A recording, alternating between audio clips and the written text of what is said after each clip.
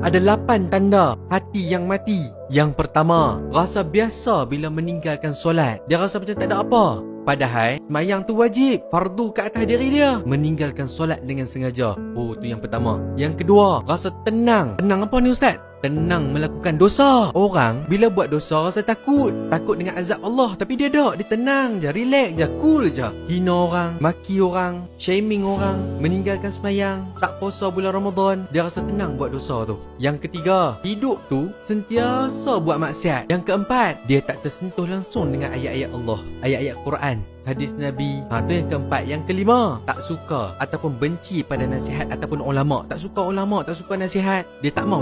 Dia rasa dia je betul. Hati-hati nah. Hati-hati. Dan yang keenam, dalam diri ni tak ada rasa takut pun dengan peringatan yang Allah bagi. Peringatan-peringatan yang sampai tu dia buat tak tahu je. Allah bagi tahu siapa yang tak buat macam ni kena azab macam ni. Dia tak rasa takut pun. Dan yang ketujuh, gila pada dunia. Terlalu kejar dunia sampai tinggal akhirat. Nak kaya di dunia saja, akhirat tak mau kaya. Tak mau macam tu. Biarlah hidup kita kaya di dunia dan kaya di akhirat. Dan yang last kali, yang ke-8, yang ni mesti ramai kan.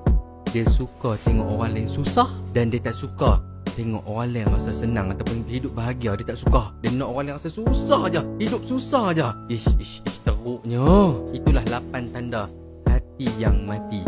Okey, dapat semua tak? Kalau dapat, jangan lupa share, repost, sebarkan video ni sebanyak mungkin. Tak maulah simpan seorang-seorang. Manalah kita tahu ada orang dekat luar sana, dia tengok video ni, cek balik dekat diri dia, ada salah satu ataupun ada semua, dia pun berubah diri dia menjadi lebih baik. Kan kita dapat pahala. Share, repost, sebarkan video ni sebanyak mungkin.